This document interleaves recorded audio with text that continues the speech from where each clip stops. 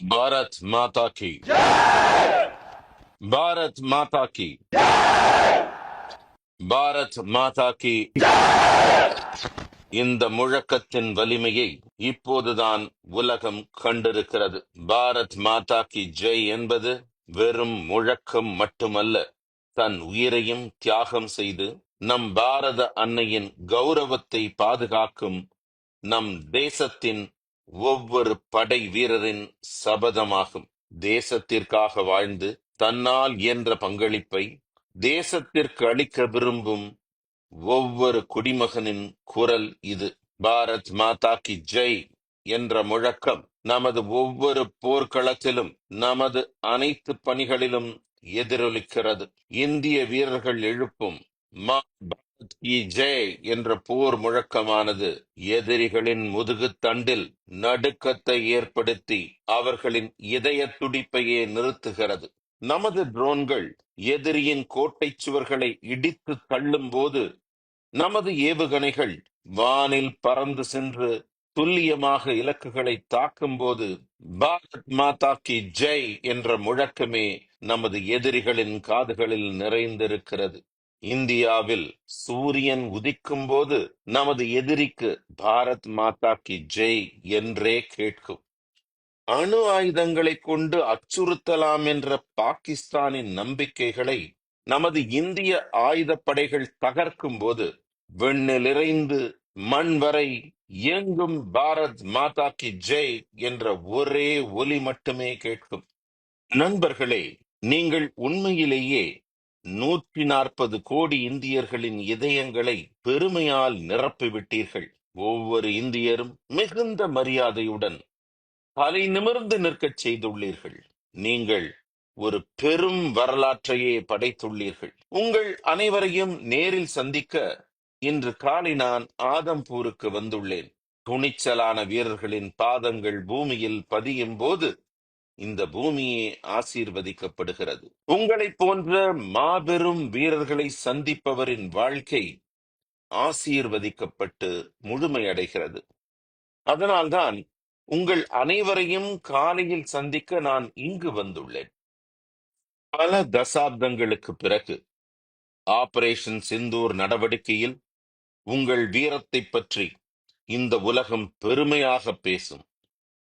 அந்த முக்கியமான அத்தியாயத்தில் நீங்களும் உங்கள் சக வீரர்களும் ஒரு முக்கிய பகுதியாக இருப்பீர்கள். இன்று நீங்கள் அனைவரும் நமது நாட்டின் எதிர்கால சந்ததியினர் உட்பட அனைவருக்குமே ஒரு சிறந்த உதாரணமாக மாறிவிட்டீர்கள். வீரம் செறிந்த இந்த மண்ணின் ராணுவம், கடற்படை மற்றும் விமானப்படையின் துணிச்சல் மிக்க அதிகாரிகளுக்கும் தைரியம் மிக்க எல்லை பாதுகாப்பு படையினருக்கும் என் வணக்கங்களை தெரிவித்துக் கொள்கிறேன்.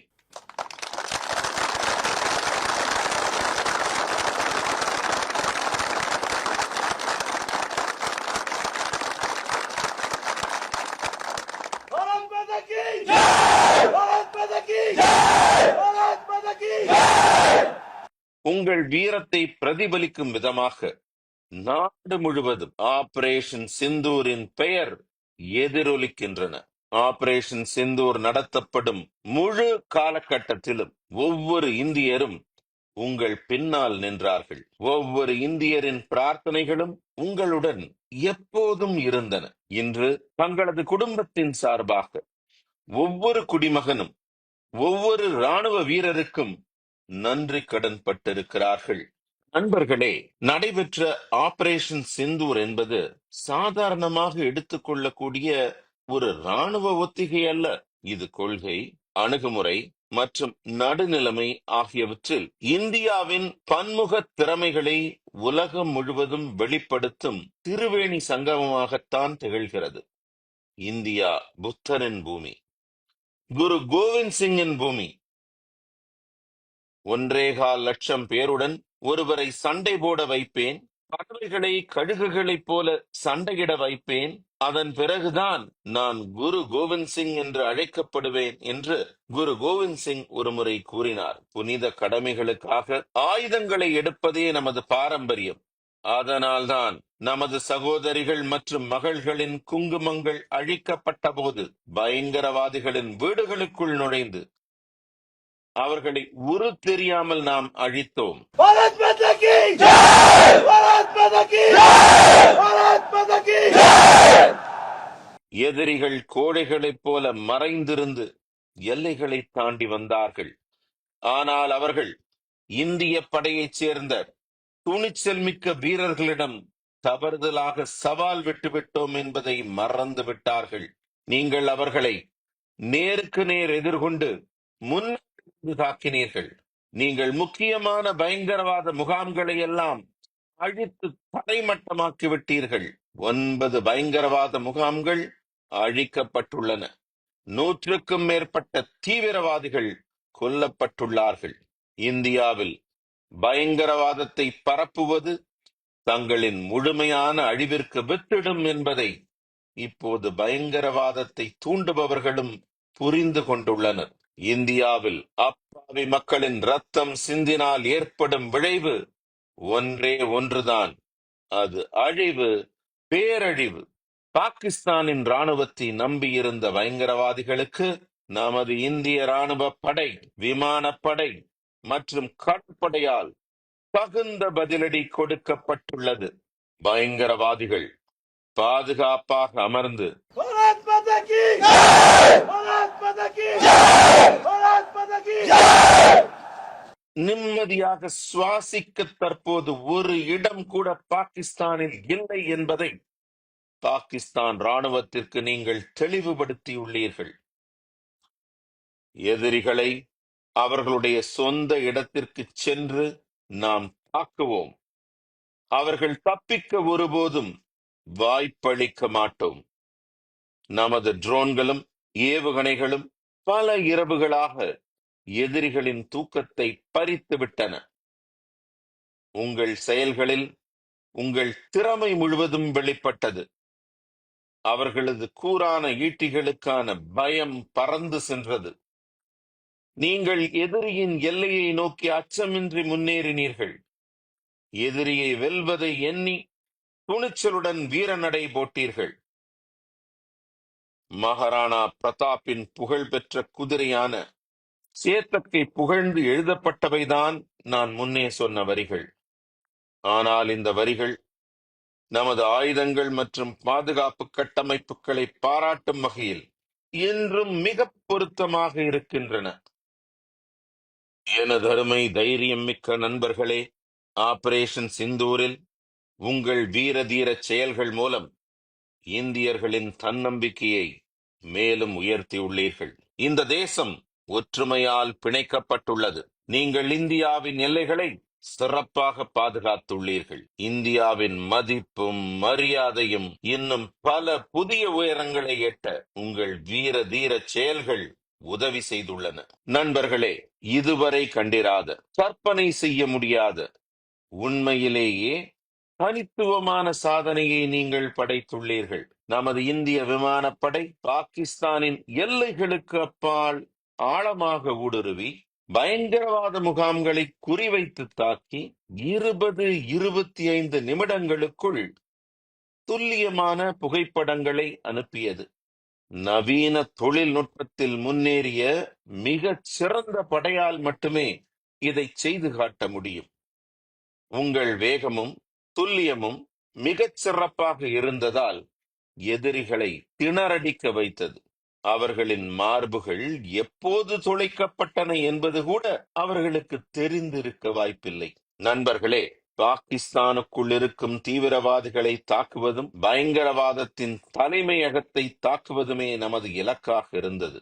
ஆனால் பாகிஸ்தான் சதி செய்து பொதுமக்கள் பயணிக்கும் விமான நிறுவனங்களை ஒரு பாதுகாப்பு கேடயமாக பயன்படுத்தியது. பொதுமக்கள் விமானத்தால் நீங்கள் உதவியற்ற நிலையில் இருந்தபோது அந்த தருணம் உங்களுக்கு எவ்வளவு கடினமாக இருந்திருக்கும் என்பதை என்னால் கற்பனை செய்து பார்க்க முடிகிறது. ஆனால் பொதுமக்கள் விமானங்களுக்கு எந்த தீங்கும் விளைவிக்காமல் கவனமாகவும் விழிப்புடனும் இருந்து நீங்கள் எதிரிக்கு தகுந்த பதிலடி கொடுத்ததில் நான் மிகவும் பெருமைப்படுகிறேன்.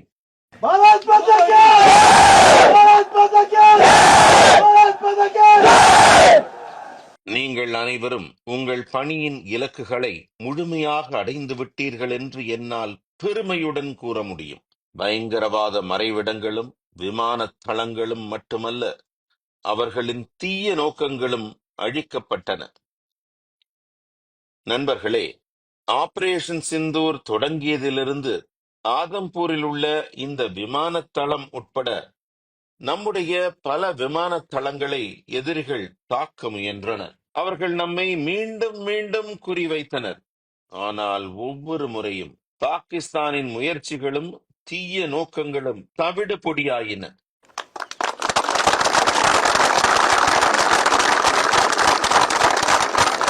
பாகிஸ்தானின் ட்ரோன்கள், ஆளில்லாத விமானங்கள் மற்றும் ஏவுகணைகள் என அனைத்தும் நமது வலுவான வான் பாதுகாப்பு கட்டமைப்பால் அழிக்கப்பட்டுள்ளன.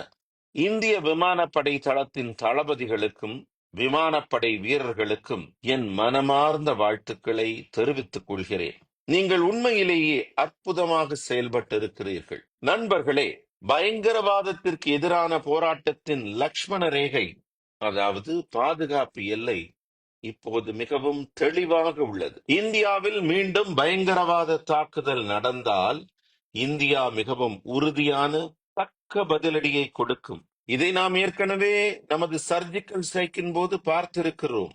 வான்வழி தாக்குதலின் போது அனுபவித்திருக்கிறோம். இப்போது ஆபரேஷன் சிந்தூர் ஒரு புது இயல்பு நிலையாக கருதப்படுகிறது. நான் நேற்றே சொன்னது போல இந்தியா இப்போது 3 கொள்கைகளை முடிவு செய்துள்ளது. முதலாவது, பாரதத்தில் இனி ஒரு பயங்கரவாத தாக்குதல் நடந்தால் நாம் நமது வழியில், நமது விதிமுறைகளின்படி, நமக்கு உகந்த நேரத்தில் தக்க பதிலடி கொடுப்போம். இரண்டாவது, பாரதம் எந்த அணு ஆயுத மிரட்டலுக்கும் சகித்துக் கொண்டு அடிபணியாது. மூன்றாவது, பயங்கரவாதத்தை ஆதரிக்கும் அரசாங்கங்களும் பயங்கரவாதத்தை பின்னால் இருந்து ஊக்குவிப்பவர்களும் எங்களுக்கு ஒன்றுதான். இதில் எந்த வேறுபாட்டையும் காட்ட மாட்டோம். இந்த விஷயத்தில் இந்தியாவின் புதிய நிலைப்பாட்டையும் உறுதியையும் உலகம் ஏற்றுக்கொண்டு வருகிறது. भारत माता की भारत माता की நண்பர்களே, ஆபரேஷன் சிந்தூரின் ஒவ்வொரு தருணமும் இந்திய ஆயுதப்படையின் திறன்களை பறைசாற்றுகிறது. ஆபரேஷன் சிந்தூரின் போது வெளிப்பட்ட முப்படைகளின் மிகச்சிறந்த ஒருங்கிணைப்பை நான் பாராட்டுகிறேன். அது உண்மையிலேயே அற்புதமாக இருந்தது.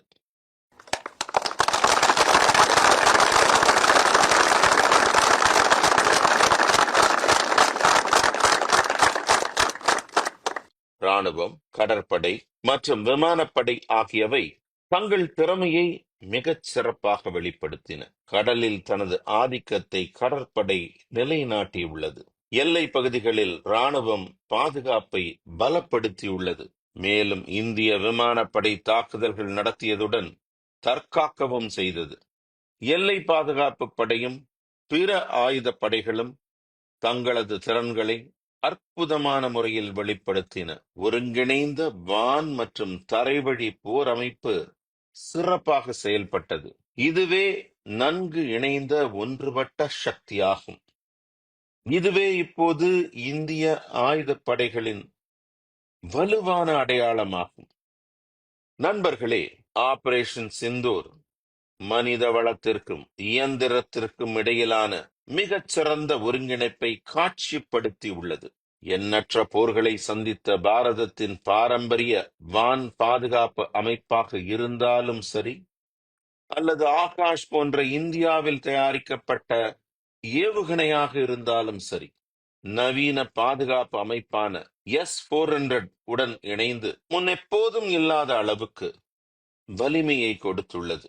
வலுவான கவசத்துடன் கூடிய பாதுகாப்பு கட்டமைப்பு இப்போது இந்தியாவின் புதிய அடையாளமாகும். பாகிஸ்தான் தொடர்ந்து முயற்சித்த போதும் நமது விமானப்படை தளங்களும் பாதுகாப்பு அமைப்புகளும் சேதமடையாமல் இருந்தன. இந்த பெருமை உங்கள் அனைவரையும் சேரும். உங்களை நினைத்து நான் உண்மையிலேயே பெருமைப்படுகிறேன்.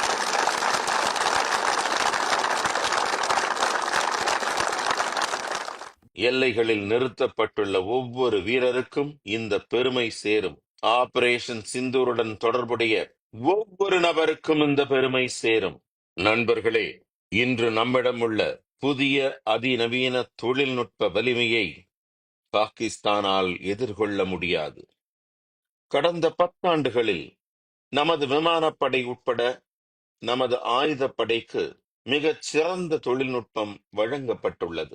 இவ்வளவு சிறந்த தொழில்நுட்பங்கள் கையில் இருப்பினும் நம் முன் இருக்கும் சவால்கள் அதற்கு சமமாக பெரிதளவில் உள்ளன.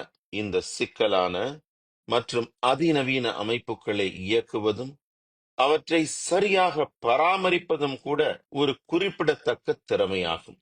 தொழில்நுட்பம் மற்றும் தந்திரங்களின் ஒருங்கிணைப்பை நீங்கள் தெளிவாக வெளிப்படுத்தியுள்ளீர்கள். இந்த செயல்பாட்டில் நீங்கள் சிறந்தவர்கள் என்பதை நிரூபித்துள்ளீர்கள். ஆயுத அமைப்புகளுடன் தரவு மற்றும் ட்ரோன்களிலும் இந்திய விமானப்படை நிபுணத்துவம் பெற்றுள்ளது. நண்பர்களே, பாகிஸ்தானின் வேண்டுகோளுக்கு பிறகு இந்தியா ராணுவ நடவடிக்கையை மட்டுமே இடைநிறுத்தியுள்ளது.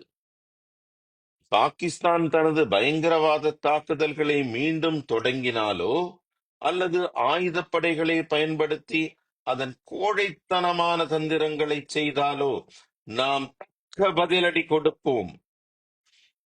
நமது பதில் நமது விருப்பப்படி, நமது பாணியில் இருக்கும். மேலும் நமது முடிவின் பின்னால் உங்கள் நம்பிக்கை, உங்கள் பொறுமை, உங்கள் வீரம், உங்கள் விழிப்புணர்வு ஆகியவையும் இருக்கும். உங்கள் தைரியம், உங்கள் ஆர்வம் மற்றும் உற்சாகம் ஆகியவற்றை எப்பொழுதும் உயிர்ப்புடன் வைத்திருங்கள். நாம் எல்லா நேரங்களிலும் தயாராக இருக்க வேண்டும். இது புதிய பாரதம் என்பதை நமது எதிரிகளுக்கு நினைவூட்டிக் கொண்டே இருக்க வேண்டும். புதிய இந்தியா அமைதியை விரும்புகிறது. ஆனால் மனிதகுலம் தாக்குதலுக்கு உள்ளானால் இது புதிய பாரதம் என்பதை நம் எதிரிகளுக்கு நினைவூட்டிக் கொண்டே இருக்க வேண்டும். புதிய இந்தியா அமைதியை விரும்புகிறது. ஆனால் மனிதகுலம் தாக்குதலுக்கு உள்ளானால் புதிய இந்தியாவும் போர்க்களத்தில் நுழைந்து எதிரிகளை வீழ்த்தும். இதே உறுதிப்பாட்டுடன் முன்வந்து என்னுடன் சேர்ந்து கூறுங்கள், பாரத் மாதா கி, பாரத் மாதா கி, பாரத் மாதா கி. வந்தே வந்தே வந்தே வந்தே வந்தே வந்தே வந்தே வந்தே. மிக்க நன்றி.